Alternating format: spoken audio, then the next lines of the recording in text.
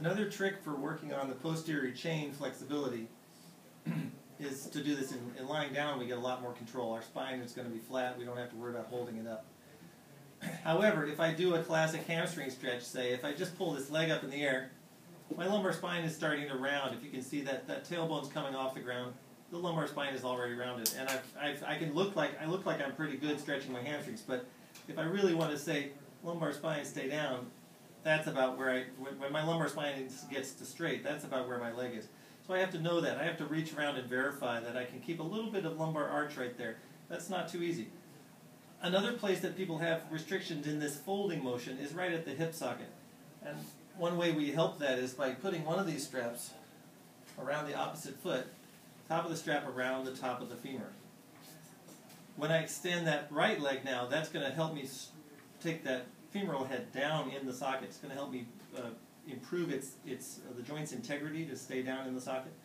And then I can bring the leg up using another strap, holding on anywhere I need to.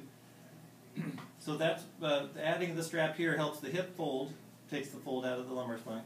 And then when I get to my maximum stretch in the leg, I'm going to say spine, extend. I'm going to try to make a little space under my lumbar spine. Keeping some awareness of my tailbone, I still want my pelvic floor to be engaged. I don't want to roll past my pelvic floor engagement. Keep the tailbone reaching for the pubic bone. Keep some lumbar spine extension. Then within that safe hold, if I can bring the leg up, then I get a nice stretch of my posterior chain. If I go up here and my lumbar spine rounds, then I lose the effect. So there's my stretch. I keep some lumbar spine extension. I see if the leg comes up. If I need another safety valve, I just bend the knee, and that relieves that sense of strain and gets it more into a stretch. Then I might let the whole leg drop out to the side, keeping the hip engaged with the belt, turning the leg out, gets even more opening in the hip socket. Coming back, and then coming into a hip opener to the front, very much like pigeon pose, if you know that one from the other side. Just to add a little bit of opening in the rotational direction.